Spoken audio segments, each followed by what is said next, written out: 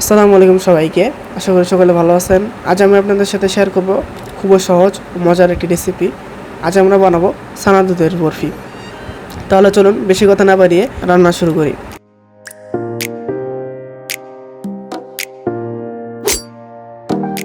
প্রথমে আমি একটি ফ্রাই প্যানের মধ্যে 2 লিটার দুধ নিয়েছি।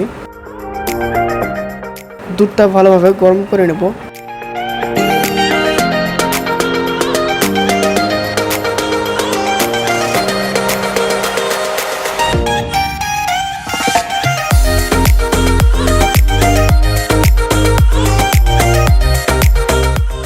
দুধটা গরম হয়ে আসলে 2 থেকে 3টা ব্লক দেওয়ার পর 3 টেবিল চামচ পরিমাণ ভিনেগার দেব।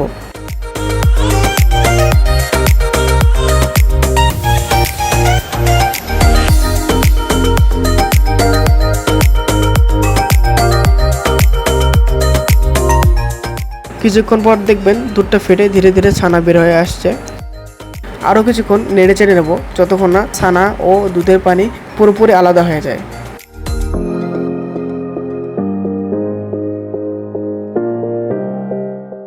এখন ছানাটা থেকে পানি ঝরিয়ে নিতে হবে। আমার কাছে ছাঁকনি নেই, তাই আমি এখানে একটি প্লাস্টিকের জালি কাটা ব্যবহার করেছি। আপনারা চাইলে ছাঁকনি ব্যবহার করতে পারেন।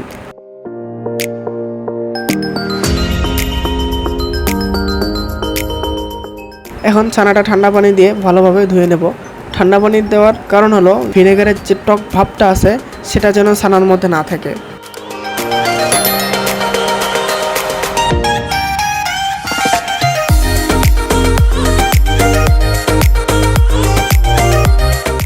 এরপর একটি পরিষ্কার পাতলা সুতি কাপড়ের মধ্যে ছানাটা নিয়ে ভালোভাবে চেপে অতিরিক্ত পানি বের করে নেব।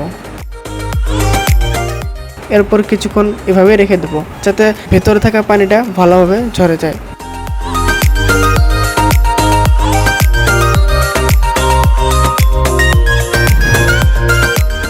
এখন ছানাটা একটি প্লেটের মধ্যে নিয়ে হাত দিয়ে ভালোভাবে ভেঙে মিহি করে নেব।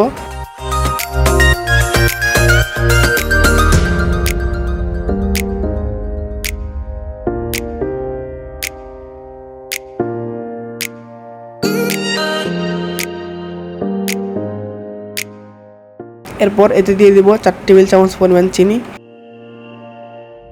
2 টেবিল চামচ পরিমাণ ময়দা ও 1 টেবিল চামচ পরিমাণ ঘি। এখন সব উপকরণ একসাথে ভালোভাবে মিশিয়ে নেব। অতঃপর হাত দিয়ে ভালোভাবে ডলে ডলে মাখিয়ে নিতে হবে যাতে ছানার মধ্যে কোনো ধরনের দানা না থাকে এবং সুন্দর মসৃণ হয়ে যায়।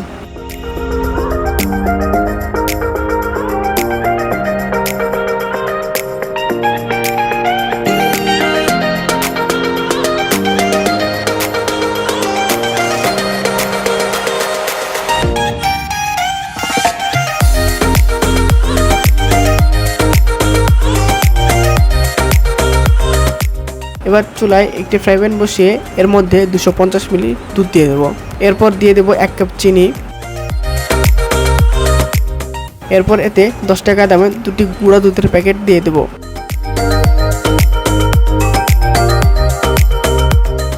তারপর দিয়ে দেব 3 টেবিল চামচ পরিমাণ কনডেন্স মিল্ক। এখন সবকিছু ভালোভাবে নেড়ে চেড়ে মিশিয়ে নেব।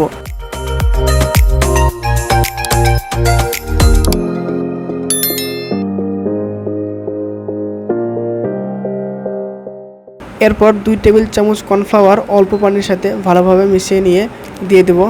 এবার সব উপকরণ ভালোভাবে নেড়ে মিশিয়ে নিতে হবে। এখন আমাদের তৈরি করা ছানাটি দিয়ে দেব। এবার অনবরত নেড়ে চেড়ে মিশ্রণটা ঘন করে নিতে হবে। যতক্ষণ না একটি সুন্দর ঘন ও মসৃণ দুধের মিশ্রণে পরিণত হয় ততক্ষণ ভালোভাবে নেড়ে চেড়ে নিতে হবে।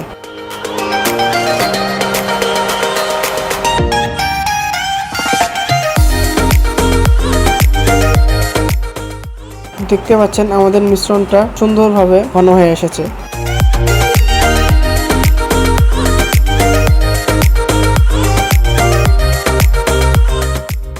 এখন চুলাটা বন্ধ করে দেব। এবার একটি প্লেট বা ট্রের মধ্যে মিশ্রণটা ঢেলে উপরটা ভালোভাবে সমান করে নেব।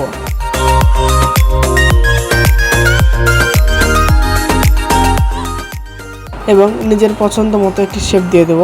এই তো তৈরি হয়ে গেল আমাদের মজার ছানা দুধের বরফি।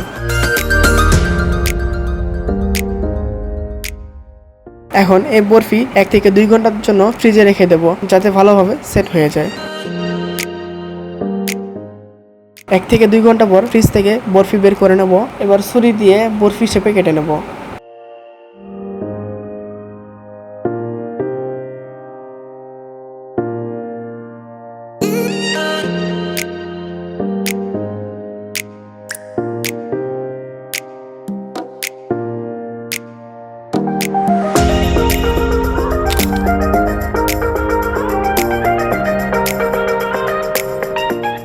আর বরফিটাকে আরো সুন্দর ও আকর্ষণীয় দেখানোর জন্য উপরে কিছু লাল চেরি ফল সাজিয়ে দেবো।